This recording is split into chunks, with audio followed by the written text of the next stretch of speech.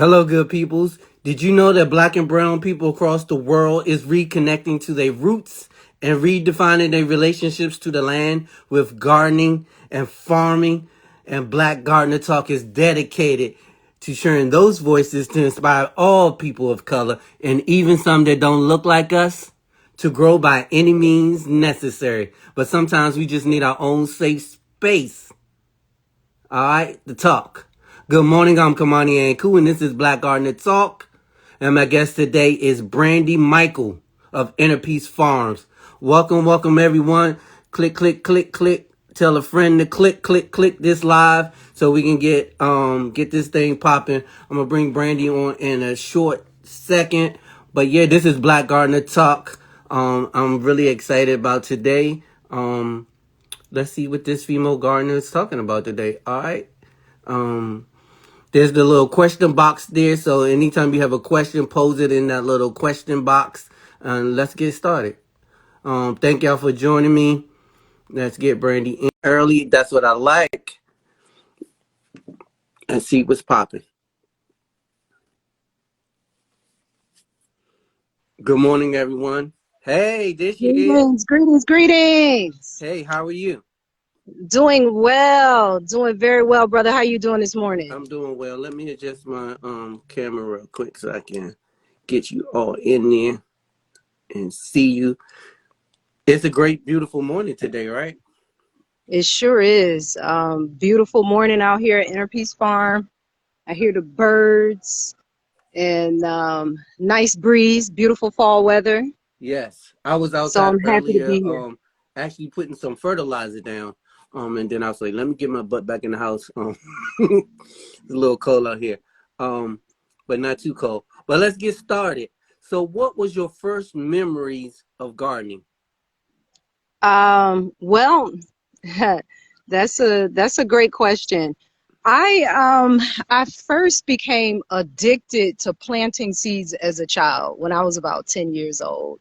When you go in the grocery store with your parents and it's springtime and there's seeds out, and I would just look at the pack of seeds and think, oh, I want to grow something. This looks so interesting. So I begged my parents, and they finally bought me a pack of seeds. And so the first seed that I planted as a child, and I grew up in Philly. We grew up on living in a row house, and we had a very small little patch of yard, you know. And so they got the seeds for me, and I planted morning glory. And we also had like awning, a railway leading up to the porch of the house. And Hmm. so every day after I planted those seeds, I would go out and watch those little morning glory plants grow. And I was hooked from there. I said, wow, this is life. I love this. And so to watch the morning glory vine around the awning and to watch those flowers open up. And ironically enough, that's why I say it's a funny story. Ironically enough, we have a lot of morning glory that is, like it's a weed. It chokes stuff out. Oh It's a yeah. vine. It grows all over your plants. But that was my first experience planting a seed. And from there, as I got older, I started caring for houseplants. And that I loved houseplants, watching them grow, just the process, taking care of things. And of course, as most of us have experience with houseplants and even gardening, things die. And then that's when the real learning process begins, when you when you have failures. So yeah, I got hooked from young, 10 years old, planted my first morning glory seeds, and I've been an addict ever since. That's what's up. Morning glories are crazy. They do take over, folks, if you have morning glories in your yard. This past growing season, I did put some morning glories by some grapes, and they did really Yeah. great. They look really nice with the grapes. They didn't choke the grapes out. And so it was a bunch of purple morning glories mixed with the purple grapes, which was really awesome. Yeah. Um, so you said you started at 10. Yeah. So you said your parents grew. When did you take it very seriously? Like, okay, I'm gonna Um, start growing my own food. When did that happen? Okay, so the inspiration came from family. Like we, my sister and I, we grew up in Philly, and she's on this morning. Good morning, big sis. She's in Philly now, back at the house. That's what's So, up, sis. yeah, our parents are from the South, and so my stepmother that raised us, she always talked about how the food in the grocery store just didn't taste like back home.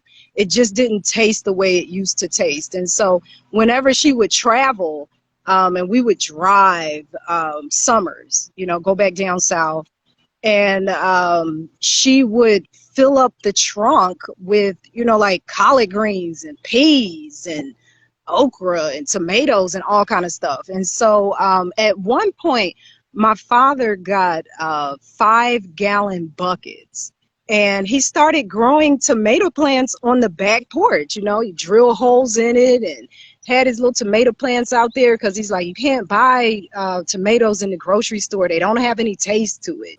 So growing up and seeing and realizing and hearing my parents talk about how the quality of food was diminishing, that was like sowing seeds in my brain. And so from there, I left Philadelphia and I attended Clark Atlanta University. So I've been in Atlanta for a long time, in Georgia for a long time, and still, growing house plants in my apartment and that sort of thing. And when after I had my first child, I started to really become serious about my personal health. And so your personal health and gardening go hand in hand. So I got serious when we lived in Stone Mountain area here in Georgia, and we had a backyard, and I turned that backyard out. And that's when I started growing seasonal fruits and vegetables. And every plant, because I don't have any professional training. I did not go to school for agriculture, so I just learned everything seed by seed and crop by crop. So that's when that's when I got serious. When I got a backyard, and I got me a shovel, and I got my seeds, and I started growing food. That's what's up. I don't think any of us will really, any of us got any formal training. I just really got some formal training this past year as a master Mhm. gardener. But when I started, I didn't know what I was doing either. You know what I'm saying? And I had the backyard, but my thing was I hated to be in the yard. And I Yeah. fell on some hard times, and my mom was like, "Get out there and start a garden." So that's kind of like how I got into gardening. But then now my focus is really, the mission is to to teach everyone to grow food, and then hear voices of other people and how they did it and their struggles and their love for it. And hopefully we can inspire more people that look like us to grow food. And if they don't look like us, still grow food. You know what I'm saying? Right. So that's what's up. Are you currently growing anything right now? And where are you? You are in Atlanta right now still, right? Yeah, we're about an hour outside Atlanta. Okay. So there was a transitional period for our family. We were in a single family dwelling with a decent sized backyard. And so this is when this thing gets it gets economic, and it gets political, and that sort of thing. So our family was committed to eating organic, certified organic, right? That's what's And up. so certified organic is very expensive, and also eating vegan. And then at one point we were strict raw foodist, where we only ate uncooked vegan food. And so, as I'm in the backyard gardening, and I mean, I was going hard. It was just like, they're telling me, do you realize it's dark outside? Uh, do you realize you can't see anymore? Like, no, I have to keep going. So the cost of food, and realizing the low quality of food, even within the spectrum of certified organic. Like the vegan diet, vegetarian diet, plant-based diet, this is something that's becoming more and more popular as people's health is declining. when people get a certain means or get a certain level of education or reach a certain level of poor health, they start to come to a place where they have to make a decision that they have to make some changes in their life. And so through the backyard gardening and through watching the socio-economical climates and everything that's going on around the world, we decided that the next level was to get some land and get out in the country. That's And so, up. yeah, so that's how the farm thing happened. So, you know, just kind of long story short, now we have a few acres out here, kind of basically in the middle of the woods. We're an hour outside of Atlanta. I'm glad I have a good connection. We don't always Yes, have a good connection out here. The high speed internet thing that President Biden is doing has started to come into this community. They're laying down lines for the high speed internet and that sort of thing. So yeah, just the passion for health and wellness and a passion for growing and producing the best quality food possible for my family led me to where we are here on this farm and our homesteading mission. that's what's up, folks. Are y'all listening? Are y'all listening? This lady is doing it. And big ups to Joe Biden. We got to give him some props. I mean, that infrastructure bill was passed, and that's going to give a lot of people access to the internet. I mentioned that you kind of like live off the grid, and I was like, she live off the grid, so to speak. I hope her internet connection is great when we get on, you know, because I feel like you got a good story to tell. And so thank God the internet is working with you. So I'm excited, you know, to hear your story and keep hearing your story. And folks, yes, I'm gonna keep telling these stories every Saturday at 11 o'clock. Make sure you tune in, set your timers, whatever. I know it's early in the morning, but I want to share as many voices as possible. We have two more that's gonna come up in the next couple of weeks, and then we're gonna take a break, and then I'm gonna reformat everything, and I'm gonna put some money behind it, or I'm getting some money to put behind this show and make it more worldwide to everybody. But how has garden changed you since you first started? Well, what I've come to realize is that, and through reading books and getting information, that it's not me that's shaping the landscape of this farm that I'm on. It's the landscape that's shaping me. Our bodies are so similar.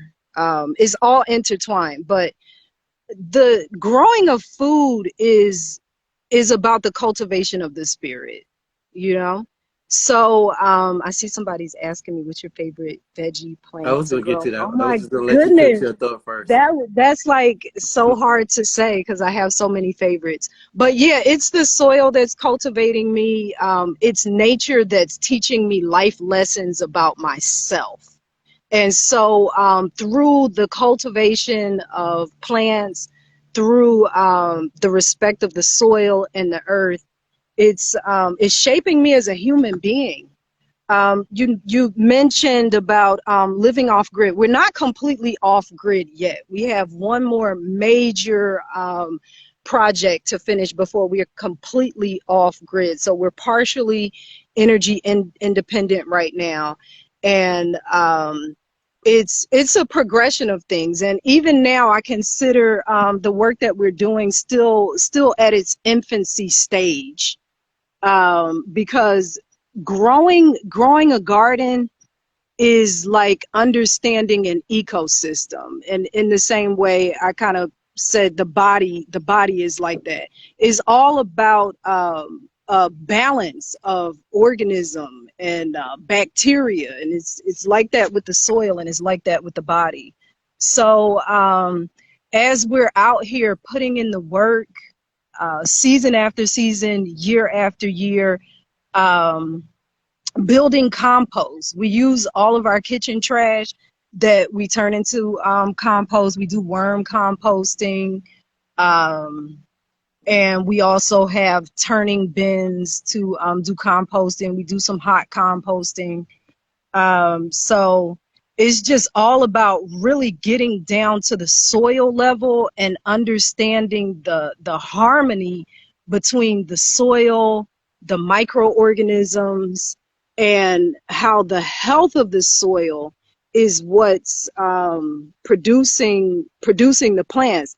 In addition to understanding the astrological aspects of growing food, and these are things that people all over the world have understood, that we're just now getting back to understanding the harmony and the balance with people, animals, plants, invertebrates, everything. That's what's up, y'all. This lady is dropping the knowledge this morning for y'all. Please go and share this video or tell a friend to come and pop in and see what we're talking about. But yeah, so in my little opening, I always said, you know, Black and brown people are reconnecting to their roots and redefining their relationships with the land. And so that seems like what you're trying to do. And then you're going to be living off the grid soon. I did mention, like, I want to just clarify, I didn't say you were actually living off the grid, but some Yeah. kind of living off the grid, which I'm really excited about because I would love to live off the grid. But I want to get back to one of the questions. They said, what is your favorite vegetable or fruit? Let's jump in real quick and put it out there for the folks.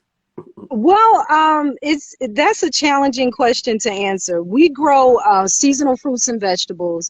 We have a small vineyard where we grow 7 different varieties of muscadine grapes, and then we have a small fruit orchard, and then also several different varieties of fruit trees that are scattered around the acres, around the property. So to have a favorite, is difficult to pick, but I would say that some of the crops that we're growing, that have many multiple uses. And so I'll use the muscadine grapes as an example because I do so much with this plant. So like, right now is December, and next month we'll be cutting back our muscadine grapevines. So you cut them back each year.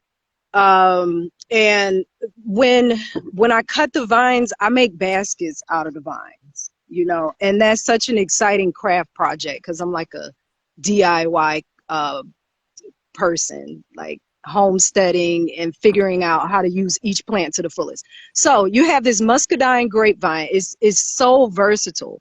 So once once the vine starts to grow back again, of course, then it produces the leaves, and then the grapes form. So the versatility of muscadine grapes is astronomical. You can take the grapes. I juice the grapes and use it for fresh juice. I make jam and jelly, so I can those. And then I've taken the seeds that I extract from the grapes and make tinctures out of the grape seeds. The leaves are edible. You can dry them out and make teas.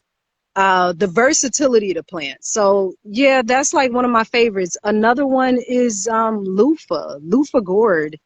I've done some reading that loofah gourd has anti-cancer properties to it.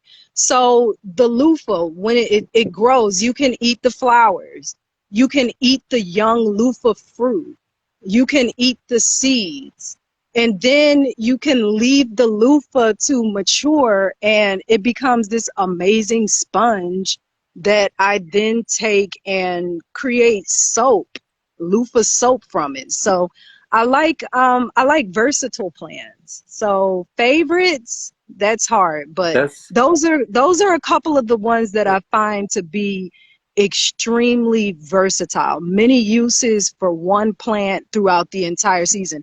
And in addition to that, the muscadine grapes, once you've gotten them established, um, and they're native to the southern United States, they are pretty much pest resistant, and they don't even need to be watered. Like the muscadines, we haven't had them on a drip line in years. So it's a plant that takes care of itself. All you have to do is prune it back in the winter, and then enjoy all of the bounty from it. So That yeah. is what's up. I had my first muscadine grapes produced this year here in Maryland. I'm really Mhm. excited. I did cut the leaves and made some teas. Yeah. My first loofahs this year. I'm getting ready to open them up today. I'm Yes. really excited Yes. about that. But I did try the young loofah to see what it tastes like, and Yeah. I was impressed. It was not that bad. You know what I'm saying? Yeah. It was pretty good. But that's a great thing. Versatility is great. So get some versatility in your life with those vegetables. Get more out of just one thing with them. Let me see. What do you enjoy most about your garden? The garden that you have, or your farm that you have right now. What do you enjoy the most about it? I enjoy the peace and the tranquility. I really enjoy country life, you know. I get lost in it too. Um, when I step out, in the springtime when everything is like heating up and the greenhouse is full of plants that need to be transplanted, it's like I get a high. And then I can't stop. I can be outside literally working from sun up to sundown. So it's a piece. Um, it's a great sense and feeling of getting to a point of self-sufficiency, knowing that, okay, the work that I put in, this is work that is beneficial to myself, to my spirit, to my well-being, to my family. The knowledge that I'm gaining that I then share is beneficial to other people. So it's a great piece. It's a joy. It's a pleasure. It's something that doesn't feel like work. When I'm outside in the yard, it hardly ever feels like work. That's what's up. So Feels like where did the Inner Peace farm name come from? Is that the name of the farm, or that's just something that you kind of created in hindsight, or is that going to be the name of the farm? And are you going to brand that even more? well, Inner Peace Farm is the Inner Peace name is really a name that has been with the family throughout different business ventures.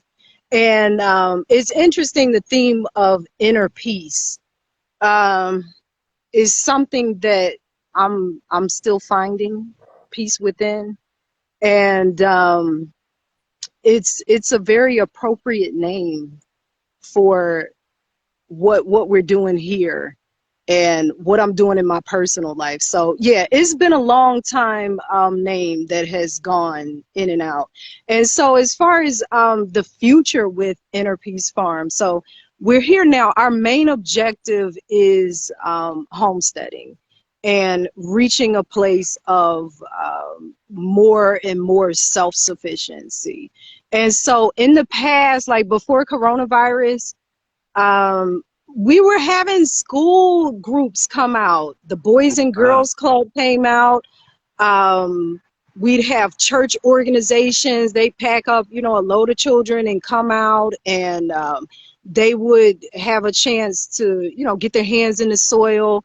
We had an Earth Day event out here a few years back, and so like with the coronavirus, everything is up in the air and you're dealing with liabilities and that sort of thing.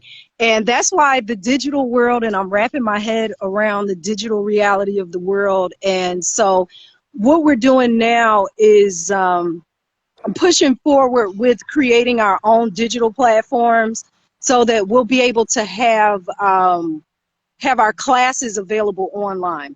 So I've taught here at Inner Peace Farm soap making classes, sprouting classes, workshops on growing seasonal fruits and vegetables. And so we're going to continue with that mission moving forward. So a lot of great things are happening. We've got a lot of work going on here right now in the wintertime in preparation to have some open public days out here on the farm for people to come out. So we'll just watch and see what's happening and going on with all of the virus business and all of this thing. But we'll be making our content available online so that people can take the classes, even people who are far away. I'm so thankful for the support of so many people all over the world. And I was kind of talked into social media by Mhm. one of my media friends, and she's like, "Oh my goodness, the people need to see what you're doing, and you enjoy it so much." And I think a lot of people enjoy seeing a person of color, people of color, brown, black and brown people getting back to the land.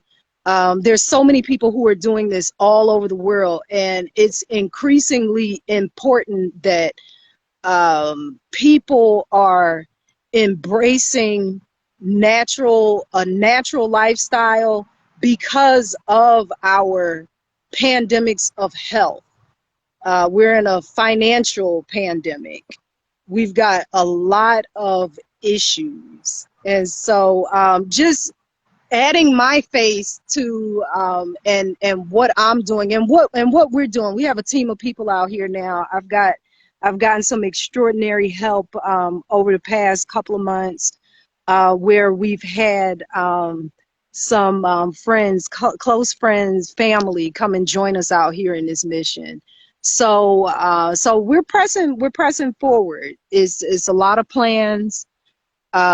Getting to a point of self-sufficiency is not an easy task. And at a certain point, some of us are blessed to be able to acquire land where you take this from like a novelty thing. I mean, I was at a point where, you're growing that first tomato plant and it's like, it's a flower on my cucumber plant. Oh my goodness, a bee is on this flower.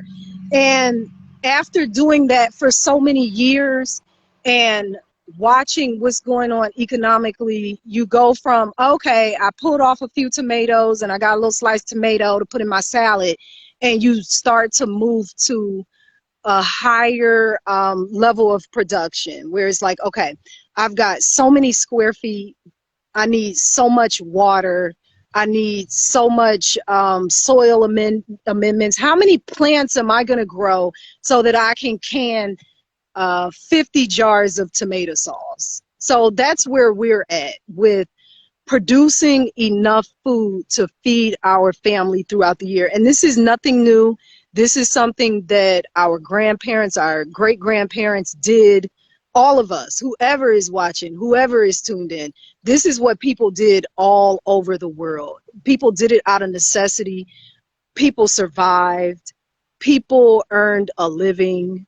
And people worked as a community growing food. Yes. And people were self-sufficient. People had their own businesses.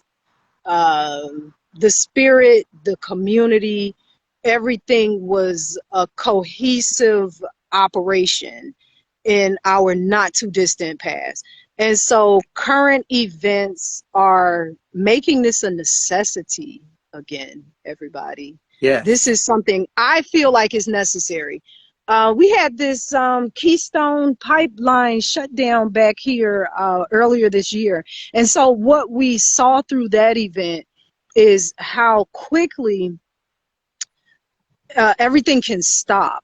If there is no gasoline and, you have all of this hacking and stuff going on, you're hacking in the system and then the pipeline shut down. So now nobody can get gas. And so this was kind of like a before shock as far as I see it, where this thing shut down. And if that event had have continued, no gasoline, what does that look like? Okay, there's no food at the store. And then it's like, well, what are you going to eat? What are you going to eat? And so our system is very, very fragile. We've got some serious climate and issues. We have serious economic issues. We have serious education issues. We have serious health issues. And so all of these things that are happening, I think a lot of people have gotten to a place where they realize that we can't ignore these things. So if you have a backyard, get out there and grow. Put some seeds in the ground. It's not rocket science. It's a study, it's a practice. It takes a lifetime to learn the environment that you're in, the bugs, the plants that you're growing. There's a harmony here. If you don't have the land to grow, container garden. I follow so many people that are doing so many big things in containers, in Yeah. small backyard gardens. Get out there and find your local Part. community gardening organizations. Get involved. um, Talk with your neighbors, talk with your family, talk with your friends. I so enjoy watching all of the people that I follow. I follow a lot of professional farmers who've got big farms and they're growing and taking food to market.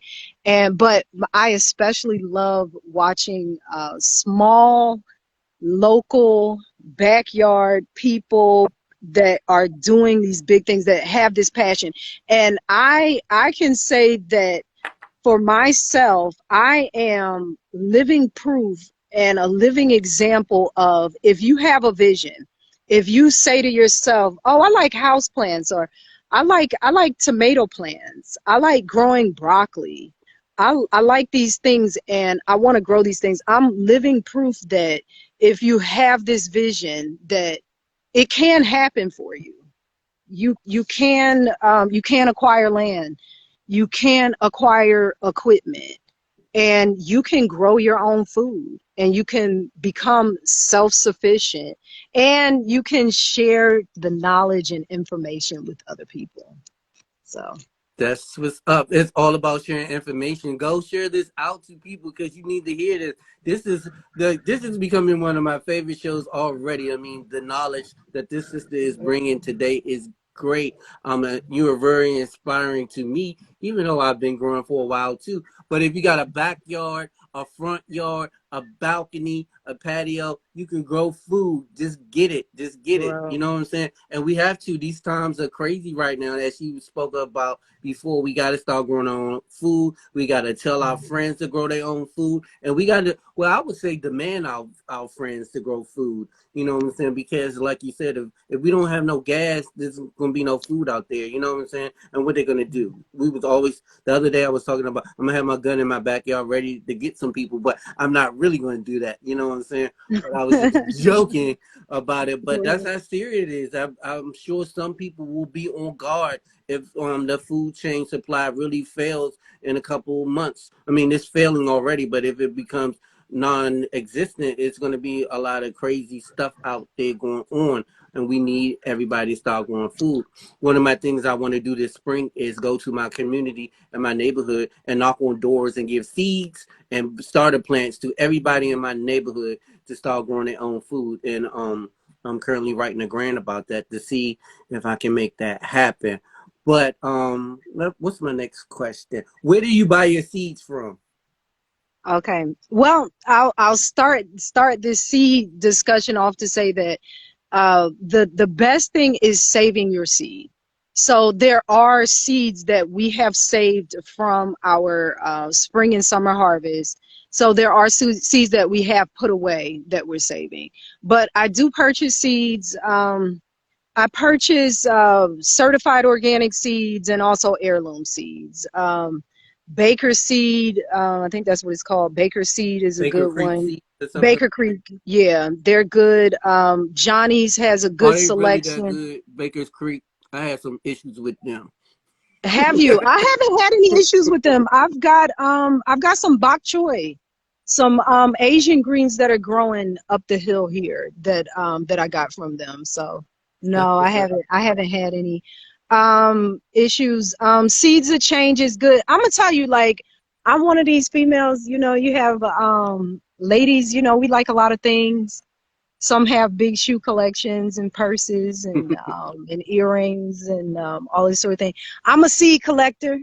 I collect seeds.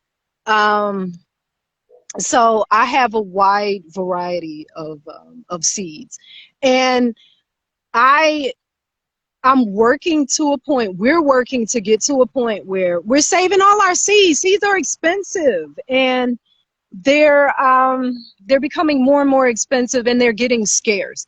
So my thing on seeds is save seed. And then there's quite a few people that I follow, backyard gardeners, and I'm making my list as far as what we'll be planting in the spring. And I am supporting small local growers. So if there are any growers that are tuned in and you all are selling seeds, uh, plug me, tag me or something. Tag her, DM her, follow her. Yeah, Innerpeace Farms. Go ahead and yeah. follow her. I want to grow plants from seeds from cooperatives, Yeah, and folks. that's so important that Save we all your we seeds, whatever seeds you get. Even stuff like I buy a lot of exotic fruit, and I've recently been trying to grow those fruits here in Maryland. And I got a Ramadan little tree right now. I don't think it'll ever fruit, but who knows? It could fruit. You know what I'm saying? How do you decide what you're going to grow? I look at what we eat. So yeah, for me, the novelty stage is I'm getting past that because I just about grow anything. But now it's a matter of looking at the space available, looking at the time and energy, looking at how many dedicated, committed people that we have that are working, and then uh, making a plan from there. And so because the canning and the preserving is big, I'm looking at our family's consumption. Like, how many pounds of potatoes are we eating each week? How much tomato sauce are we eating?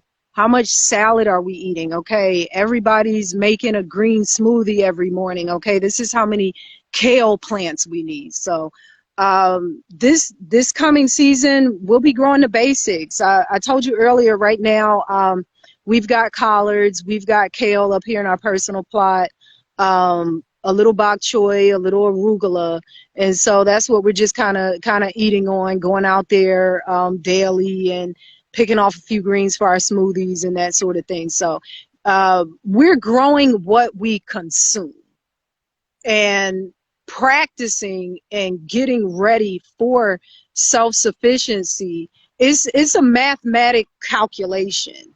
You have to really look at the space that you have, what it is that your family consumes, and of course making room for extra what you want to share, and then taking consideration into saving seed, what you leave for to go to seed so that you can then collect your seed.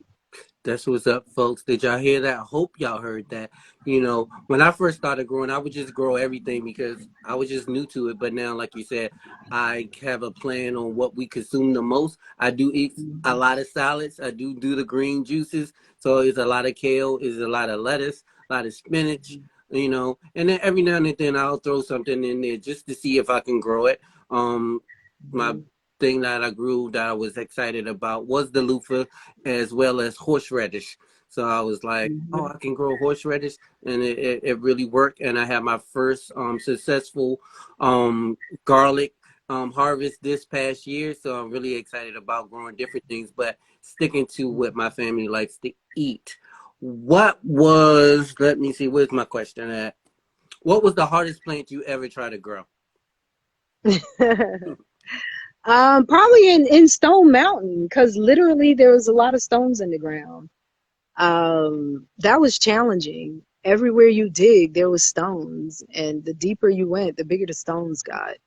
And so that was challenging. But there's so many free resources in our communities. Uh, the government often, when they come through and they trim trees, a lot of times they'll have places where they process tree stumps and grind that stuff down, and they'll have compost available for free.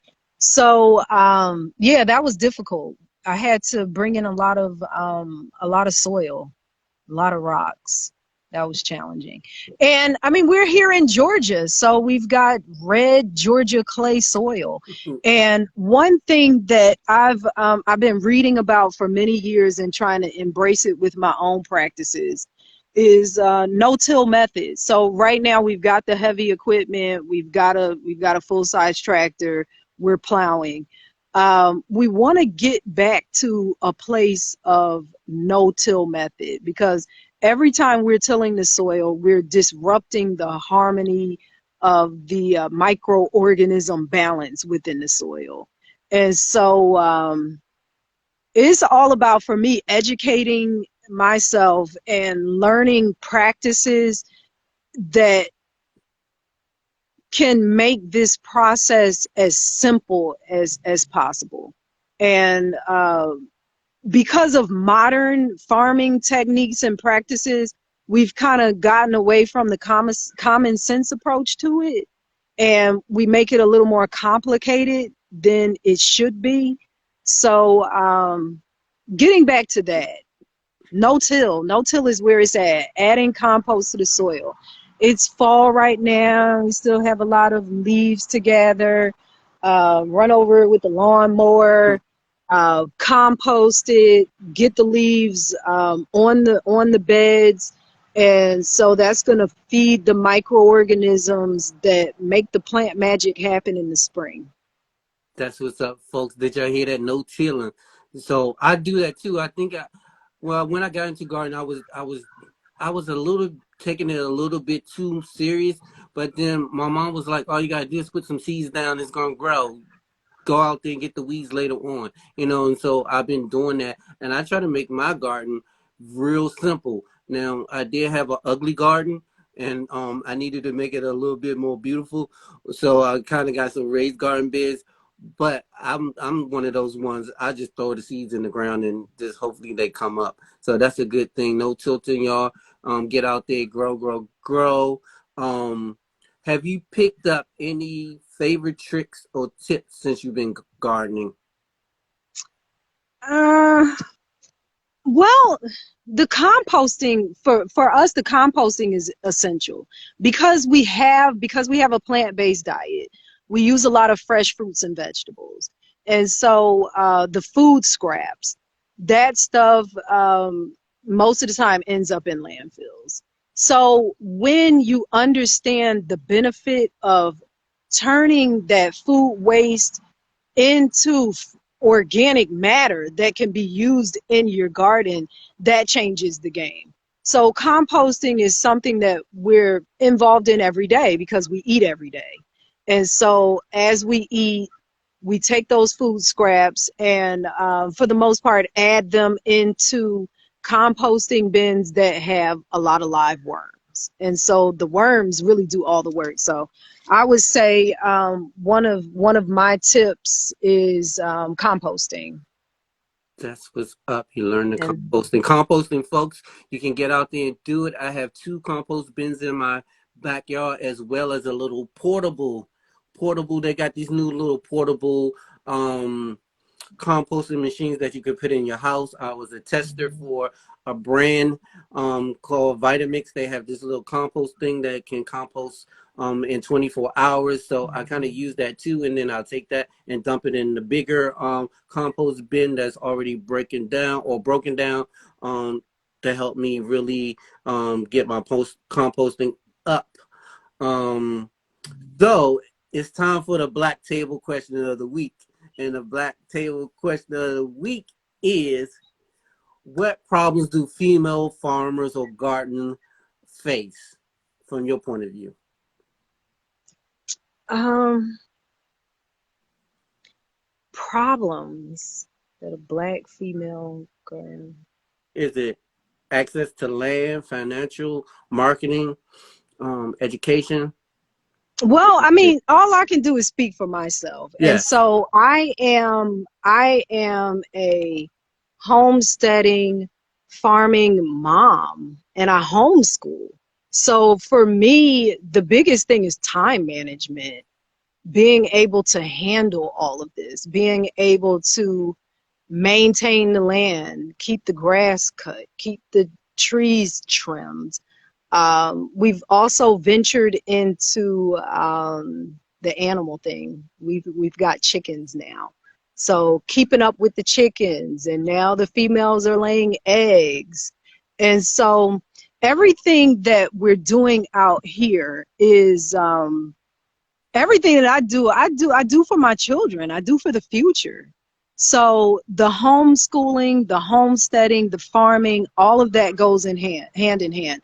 So the biggest thing for me is time management, being able to keep everything in its perspective and not allowing the enormity of the work and the responsibility to take away from the enjoyment and the creativity. So, time. Did y'all get it? Time. You got to put some time and build your schedule out and focus so you can get that garden.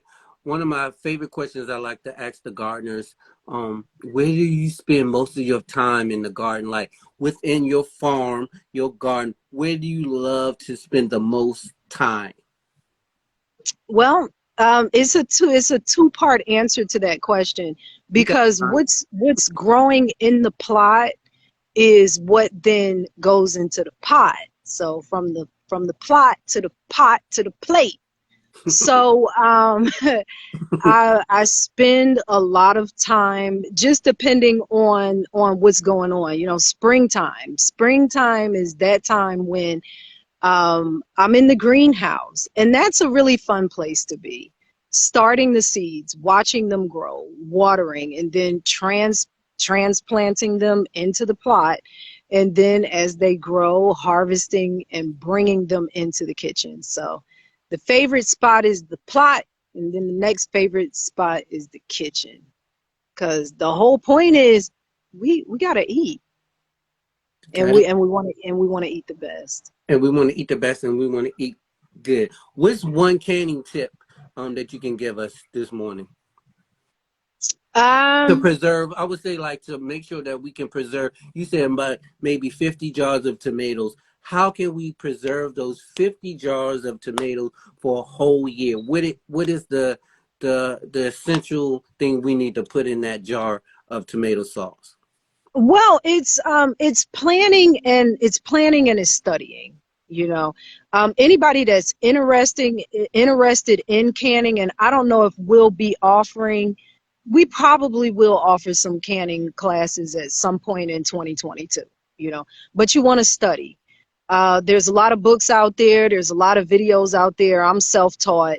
But you know, specifically to the question, you wanna make it taste good. You want it to taste how you want it to taste. You have your favorite jar of pasta sauce, tomato sauce that you purchase. You look at the ingredients. You grow those ingredients and then make sure it's included. You had mentioned garlic. I love growing garlic. We got out here and planted, I guess we've got a couple of hundred bulbs of garlic that we put in. And it's a very rewarding process. So we've got garlic, we've got oregano. In the spring, we have our basil popping. You've got your tomatoes. And so you want to get all the right ingredients and then educate yourself on the canning process. Because it is a study, it is a process so that you can have successful canning. That's what's up. Tasha in the garden says she preserved over 50 jars of tomatoes this year. Good job. I really got into canning maybe 3 years ago, and I fixed my kitchen up now where I put more shelving so I could put more cans of stuff. So yeah, I just wanted to get your take on canning. I think we should all do that, folks. What are some steps to get rid of bugs in your garden or farms? Okay, great Because you have a question. big farm, you have a lot of acres. I'm sure some bugs out there in Georgia. How do you get rid of them? And you Lots of said bugs. and on an organic type level, you know. Right. So we do grow all organically and all naturally. So we don't use any pesticides, herbicides, or fungicides in growing food. So the thing with bugs, and this is this is a study. It's a deep study. I know I'm getting into bricks, where this is a technique where you are measuring the carbohydrate value from the leaves of the plants. And so they say that a healthy plant is not going to be attacked by bugs. And so it's we had a lot of challenges this year, in particular with squash bugs. Even the professionals that have grown out here, a lot of problems with bugs. So each individual plant you have to study. uh, Increasing the health of the soil, I believe, is the number one way to prevent pests from destroying your plants. Once you get to a point where you're having to put something on it, spray something, even natural stuff. I mean, I've been working with clays and diatomaceous earth and neem oil and all of these different concoctions. So right now I'm at a point where I am studying soil and fungal properties and bacteria and all of these sort of things. You when you get to this point, it gets kind of scientific, you know, where you got to understand your soil. So soil health, bacterial balance, balance of microbes in the soil. That's the key to healthy plants. And when plants are healthy, then theoretically they won't be attacked by bugs. Also, incorporating herbs and flowers, the companion style gardening that a lot of people are getting into, the rotation of crops, all of those things play a major role. So I'm still here learning our ecosystem, picking and selecting the best seeds and working with the soil. So we'll see how it goes. Right now all is well. I'm not having any pest problems right now now that the cool weather has set in. So the greens are looking good, nothing's getting eaten up. So That's what's up. I love your take on it. If the plant is not healthy, that means the bug's gonna come. I kind of like that analogy, and I wrote that down just now on my paper, on my notes, because I'm gonna start looking at that as I grow more and more. I know I did plant some collard greens, late August. They got ate up by September, and now they flourishing, out in my backyard, and they'll be here for the wintertime. I was able to harvest some for Thanksgiving, which was really cool. They were really nice and green and really big. I kind of make some collard green flour now, so I'm really excited about that. But my next question, and this is a fun question: do you have a family or traditional recipe now that you like to prepare from with the ingredients from your garden that you would like to share? oh You know, you don't have to share like the recipe. Don't get a secret away. But is there anything out there that you start building on now that you're going to pass down to generations and generations? okay, I like that. It's so essential, like I mentioned, with soil health, bacteria, and it's the same thing with the body. So something, and it's so easy. Yeah, I'll share it. Like I enjoy growing cabbage. Got some cabbage growing now. Watching it, seeing how it's growing. I enjoy fermented foods, fermenting cabbage, fermenting root vegetables, and that sort of thing. So very simple recipe. You get a cabbage and you need a fermentation vessel, and you grate up your cabbage, add a little bit of salt, and allow it to ferment for 6 weeks. And then you have a powerful probiotic creation to add to your food and to increase your gut health. So yeah, I mean, in the spring and in the summer, when there's an abundance of fresh fruits and vegetables that are growing out here, that's what we're eating. So, and at this point in my dietary evolution, I'm keeping it as simple as possible. You know, I'm going out there and a lot of times just eating raw, you know, as far as recipes. Yeah, we have all of these tastes for different types of foods, and there's nothing wrong with that. Food is a part of culture, but I'm keeping it simple. I can go out and make a raw salad out of cucumber, squash, tomato, okra. Chop up the ingredients and eat it just like that.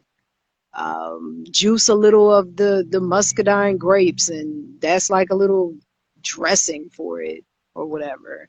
But keeping it simple. When we eat simple foods, our digestion is simple, and we can have great improvements in our health by eating simple. Sister Colette said, "Does the fermented food taste salty?"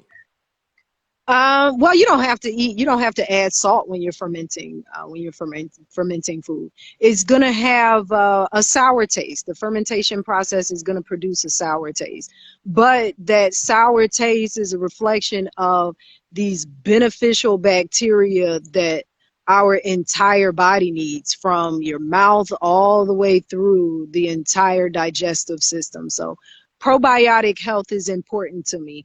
In addition to teaching soap making and sprouting, I also teach kombucha making. I don't know if Yes. everybody's familiar with kombucha. It's one of these kind of health food crazes. It's kind of expensive and pricey to buy in the stores, but extremely inexpensive to make at home. So that's one of the classes that I teach. So Okay. I'm big into fermentation, fermented foods, and what they can do for our health. I have a question. Well, not a question, a comment on fermented food. So I Mhm. noticed that you said you had chickens, but you don't eat the eggs. You don't eat the chickens. Right. So I found a recipe that you can ferment mushrooms, and the mushrooms can taste like a boiled egg. Have you ever tried, other than the kombucha, have you just tried fermenting just like a jar of mushrooms? I'm just curious. I I have not, but it's definitely something that I'd like to try.